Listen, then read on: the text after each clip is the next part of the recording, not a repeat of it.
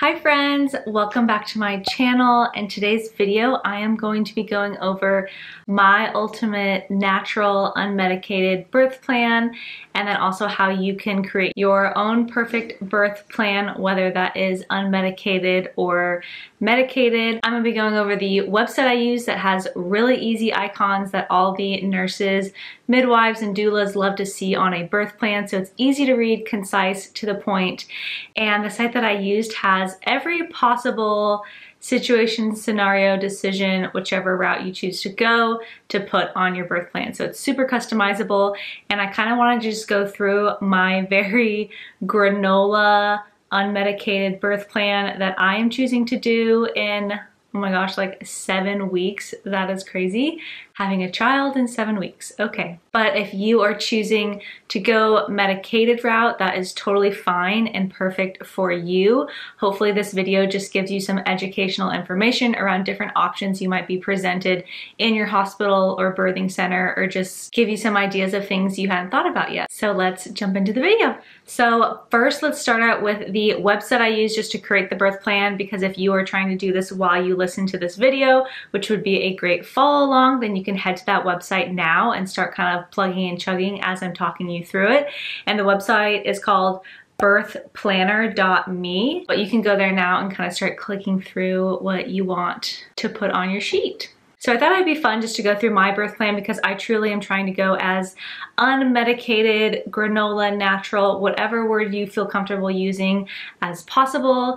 And so I definitely made sure to click on all of the icons on my birth plan to make it as clear as possible how I want my birthing time to go. And I'm going to pop up my birth plan right here that I'll be going over right now for you guys, and just kind of talking you through what each little thing means, why I chose that decision, and maybe some things to think about on your decision. I also have my phone here with the plan on it, so if you see me looking down, that is what I am looking at.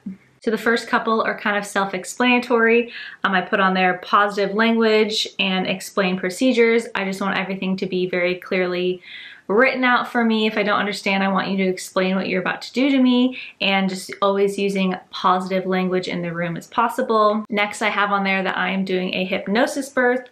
So I personally am going through Hypnobabies and doing their hypnosis tracks and stuff to prep for a unmedicated birth, and I am very excited about that, and I want the midwives and nurses to know that that is what I'm doing. So if they see me with my headphones in or something, they're aware that I am listening to my hypnosis and to not bother me necessarily. The next two are just letting them know that I am working with the midwives instead of a OBGYN, and that I will have my doula there with me. And then a spontaneous birthing start. So I would love to have my baby come when it is ready, and I'm already on track for that. The baby is head down, and I'm working with midwives, so they won't do anything to induce or start natural methods for that matter until I'm like close to 42 weeks. So I have plenty of time, but it's good to put it on there so they don't just start putting medicine in you to jumpstart your labor. Again, the next two self-explanatory, natural induction methods. So I am going to want to do everything natural as possible before I have to do anything medicinal, whether that be nipple stimulation, as you see the icon here, or curb walking, or whatever that may be. My birth plan is just to be as natural as possible, and yeah. And then that goes into my natural water release. I don't want anybody popping my water or doing anything of that sort. I want my space to be well taken care of and nobody in it, so that way I can stay as relaxed as possible and let everything open up. In the room, I want dim lights, quiet, soft voices, and I will be having my like hypnosis music, relaxation music playing in the background. So those are on there just to let the nurses know when they come in not to flip on the lights, and if they're going to need to ask me questions, to just use a quiet, soft, very relaxing voice. Next one on there, I am choosing to do foods and liquids, so this can be a little bit controversial, but because I am choosing to not do an IV or anything like that, I want to be able to still eat and drink things that are going to fuel me for my birth, right? So whether that be little nut packs or chia seed jelly packs, fruit purees, coconut water, easy stuff that I can digest, but I still want to be able to eat and give my body the energy and nourishment that it's going to need to push through a baby.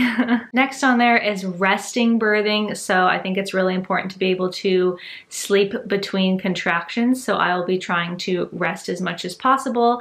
And again, these things are on there just to let whoever's in the room know that maybe I am sleeping or don't want to be interrupted between my birthing stages. No time limits. I don't want any time limit on, oh, it's been 4 hours and you haven't gotten from here to here. And the research I personally have done, bodies are incredible. They know what they need to do. Sometimes the body needs to take a rest and maybe it goes back a little bit in order to go forward. And I totally understand that and comprehend it, and I'm not scared of it. So I put on there no time limits because I know my body knows what it's doing and I'm trusting that it is doing what it needs to do to get to the final result. I want photos to be taken as much as possible. Some people are very self-conscious of that, so it's good to put on your birth plan whether you want photos taken or not, because a lot of time nurses or midwives will grab your phone and just start taking photos and stuff, which you can always, I guess, delete later if you don't want them, but it's good to put it on there so they know you do want photos, so then they know to give you maybe more than what they would have done anyways. So I put on there no students. I personally have friends and family who are going through the medical school system, and I am super supportive of that and I understand it all, but I personally don't want anybody who is currently in practice or learning to be working on me specifically. I have just heard stories from my friends and family about things of that sorts, and you know, I just made that personal decision for myself that I want to keep it to just people who are already professionals and doctors and know what they're doing. So again, with going unmedicated or in natural, you can't do no monitoring, at least at the birthing center that I'm going to. So I put on here intermittent baby monitoring because they will have to do some monitoring. I think it's like right when you get there, they have to hook you up and do like 20 minutes of monitoring of the baby and stuff like that to make sure it's all good.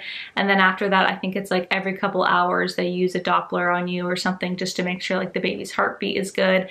And I personally feel better doing it that way because I still want to know that the baby is good, but I don't want to be hooked up necessarily to a monitor the whole time. So intermittent monitoring is best for me.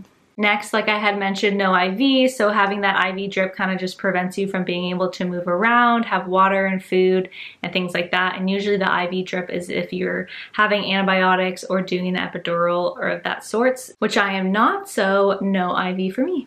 Again, the next couple, no Pitocin, right? So I want natural induction. So I don't want Pitocin to interfere with my natural labor starting and things of that sort. No medications, no epidural, no discomfort scale. So that was one my doula felt strongly about putting on there. Basically, she was like, you don't want people asking you constantly, you know, what's your discomfort like? She said that's just bad wording and phrasing. You know, we want to keep it positive and positive language.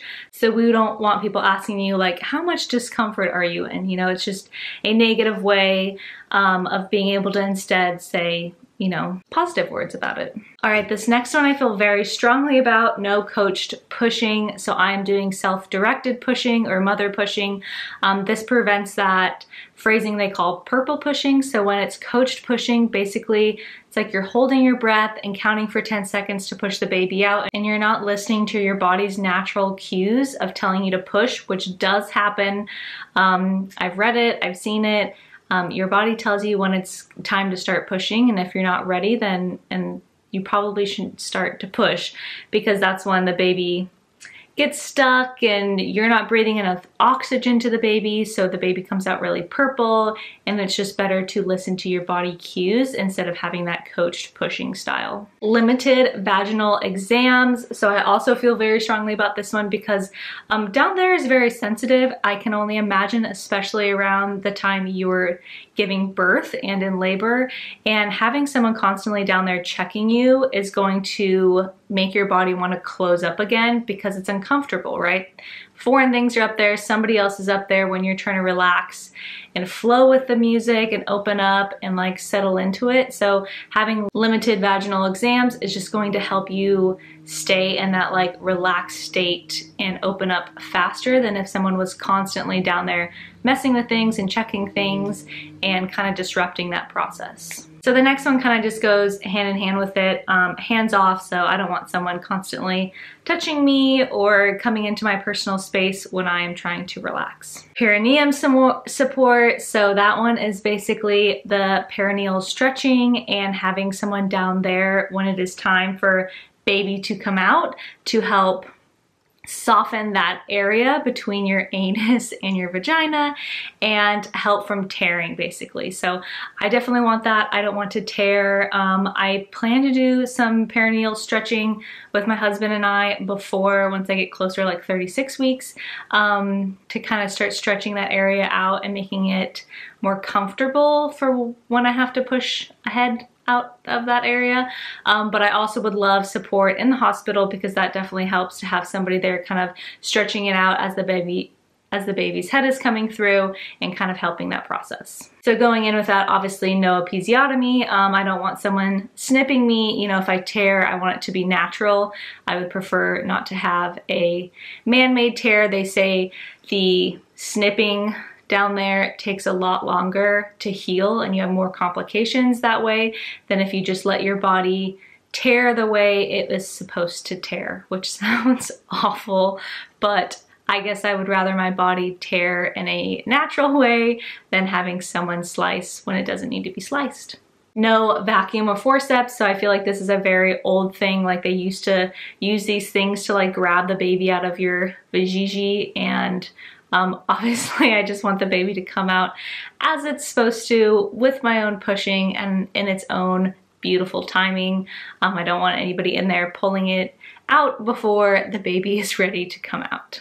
Now on this next one, I said catch my own baby. I think the other options are like having your partner catch the baby or having somebody else like the nurse or midwife catch the baby and then put it on you. My husband personally said he wasn't sure if that was something he would want to be down there to do.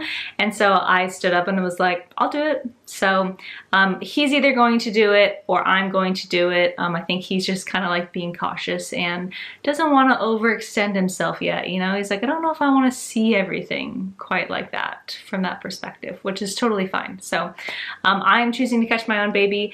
I think it's such a cool, special moment to be able to pull it out onto your chest. So I'm going for it. And then another thing I feel super strongly about is immediate skin to skin. There's just so many studies that show doing skin to skin is the way to do, delaying your exams. It's like if the baby comes out healthy and crying and all is well, then I want to just keep that little nugget on me as long as possible and soak up all of that time. It's also better for breastfeeding and just like getting familiar with your baby on the outside. So I am definitely going to do immediate skin to skin. But of course, if that's not an option or I have a cesarean or whatever, it is what it is, right? You're not losing those moments necessarily, you're just delaying them. But if everything goes right, then immediate skin to skin is the way I would want to go. And then going off of that, just having that golden hour, which is that first hour after birth where the baby can breastfeed, and it's just really important to at least have that 1 hour. I would like 2 hours or more, which is totally doable when you have a healthy birth, but I at least want that first golden hour of skin to skin and bonding and breastfeeding and just like getting to know each other. Something weird you might not have thought about is the vernix of the baby. I'm choosing not to wipe it off because it naturally regulates the baby's temperature afterwards if you leave it on, which means like delaying its first bath and stuff like that, and basically it comes out in that like white cream stuff, and it's better if you just like rub it into the baby's skin. It has all these like antibodies and it helps like regulate their temperature and keep them warm, and it's like from the womb, so it makes them feel safe. And I heard it's just a really good thing if you want to leave it on the baby and kind of give it that extra little protection. Next, after you deliver the baby, is the placenta. Yeah, that was a shock to my husband. He didn't know that you also delivered a second child, the placenta. And so I just opted for the natural third stage, which is I want the placenta to be delivered when it feels right. I don't want anybody pulling it out of me. Sometimes they like tug on the cord, so I want no CCT. I don't want anybody tugging on the cord or trying to detach it from inside my body. I'm just trusting my body is going to know when it is time to naturally deliver the placenta, which could be 5 minutes after, 30 minutes after, an hour after, whatever it may be. And then going off of that, I want delayed cord clamping. So basically that just means letting the cord run white. So all of the blood goes back into the baby and the baby gets all of the blood and nutrients it needs from the placenta, and make sure it's not pulsating. So there's like 2 things to look for. Make sure it's white and there's no blood left, and then make sure it's not pulsating still, meaning it's still giving nutrients to the baby afterwards. And so once that happens, which luckily I will have a doula there, and they make sure to really check and make sure everything is done with the placenta, because they said sometimes the nurses get a little antsy and they've got other things going on and they want to clamp it and get it over with and kind of move on. And my doula said she'll just go, can you feel it? Like, touch it and let me know if it's not pulsating anymore. And a lot of times they'll touch and they'll be like, all right, we'll leave it a little bit longer. So it's good to just have either somebody there or know what you want to do and have it on your birth plan so they know, like, don't be messing with it. I want to make sure my baby gets everything it needs to. And then from that, my husband or your partner, whoever it is, will cut the cord. And that is what we're choosing to do. Another funny decision I made is to save my placenta and put it into pills. So I originally wasn't going to do it because the research on it isn't very strong, and it's kind of 50-50 on people's experiences, whether they loved it or hated it, meaning like they took the pills and they felt great, or they took the pills and they didn't feel great. You know, your placenta is hormones and iron and all this other stuff that is crazy and they don't have a ton of research on. But my doula was basically just saying, you'd probably rather have it in case you do have postpartum, you know, blues or anxiety, depression, all that stuff, or having, you know, hard milk supply coming in. And so it might be nice just to have it on hand so you can take the pills if you need it. But if you're feeling totally fine after birth, then don't take them. She said she did it with both of her births and didn't end up taking the pills because she felt fine afterwards.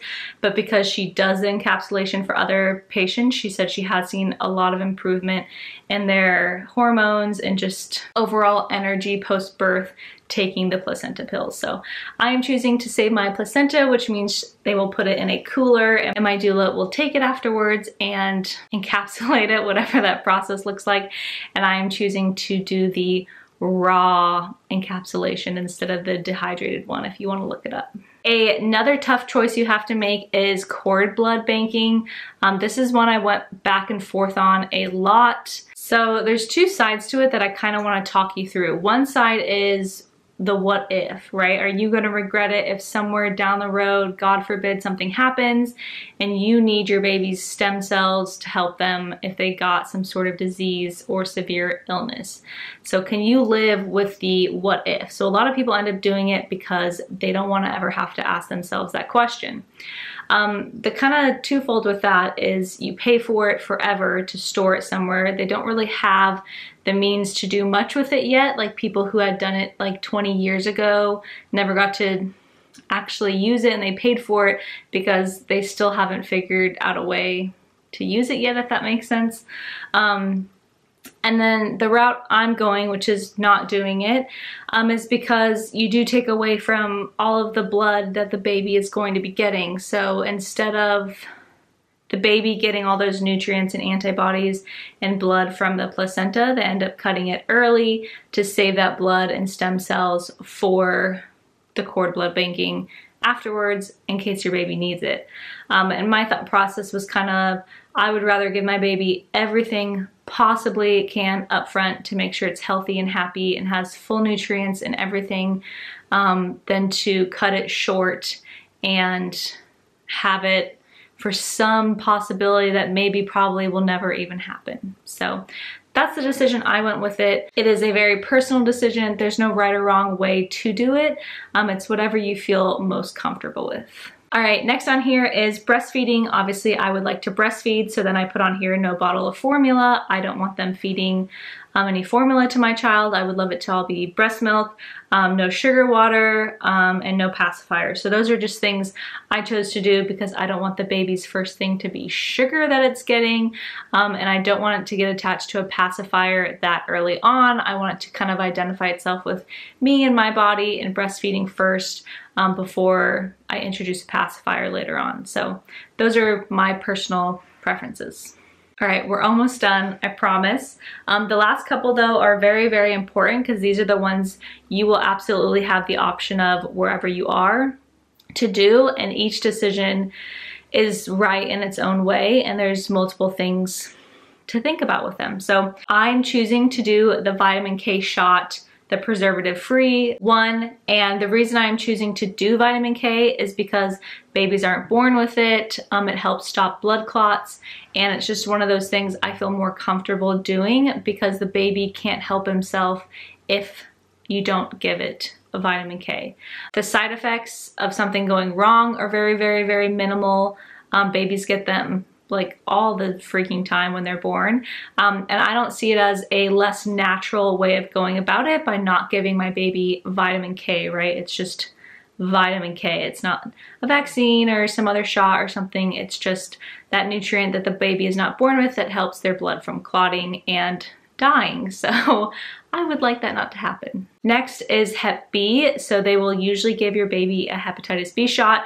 I'm choosing no Hep B shot because it is such an old school practice to do that. I mean, unless you have gonorrhea or some sort of STD that you don't know about, if you don't know who you've been sleeping with or what your situation down there is looking like, then you should definitely get the Hep B shot. It just protects the baby from getting that infection because it is coming out your vagina, and that is where things live.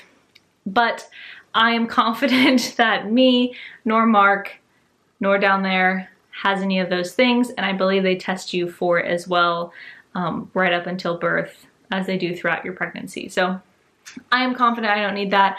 Also, they still give that shot just because they've been doing it for forever, and mainly it was because back in the day women were just having babies left and right with anybody and everybody, and a lot of babies were getting sick and infections from STDs and things like that. So that is why they still offer it. But if you are confident in your situation, then you are fine without it. And another thing is I'm choosing to do no eye ointment. This might seem silly to some of you because you might not have even thought about not doing the eye ointment. You know, obviously you might be thinking they do it for a reason, but really there's a few things that are cons with it than pros. So again, if you have a easy birth, meaning when your water breaks to when you give birth to the baby, it's all done in a reasonable amount of time, there's no increase for infection or anything like that, then there's no reason to give the baby eye ointment. They do that because when a lot of times, if there's been a lot of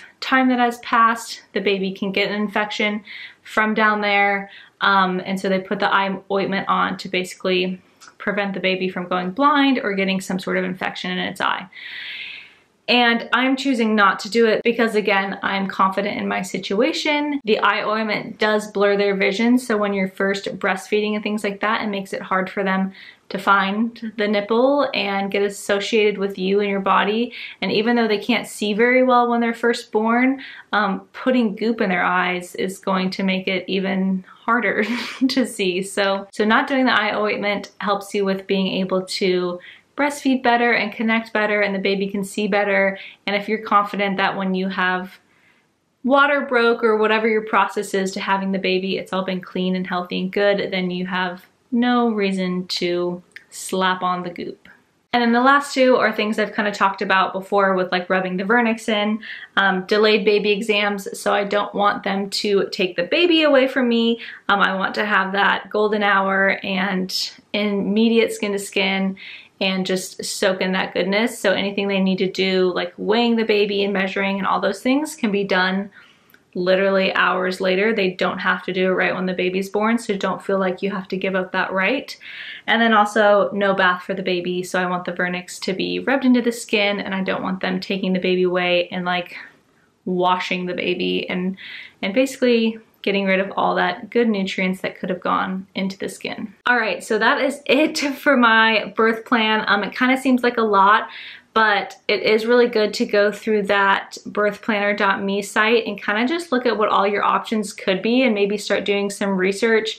If anything, I hope this video just helped explain the decisions I'm doing and why I'm doing them, and hopefully gave you some insight on what that looks like, and maybe you want to do it a completely different way, and that's totally fine, but at least now you have the other side of the information. Also, doing it that way with the icons is super helpful and easy to read, and they have everything on there you can imagine. So kind of building your own birth plan with the little icons is like fun and easy and gives you some good things to think about. So I highly recommend putting together a birth plan before you go to the hospital. As always, things can change, babies are crazy, things never go to plan, and that's okay, but it's nice to have something kind of set in stone, so if things do go your way, you have a plan to fall back on. So I hope this video was really helpful. I am giving birth in like 6 or 7 weeks, which is crazy. So if there's anything you guys want to know or things I'm prepping for before the birth, I'm doing a lot of weird natural things like sticking primrose oil capsules up there and leaving them in there, and some birth prep stuff that I'm doing, and I'd love to share it if you guys would be interested. So let me know in the comments below. If you like this video, give it a thumbs up, and don't forget to subscribe for more content like this. Thanks guys, bye.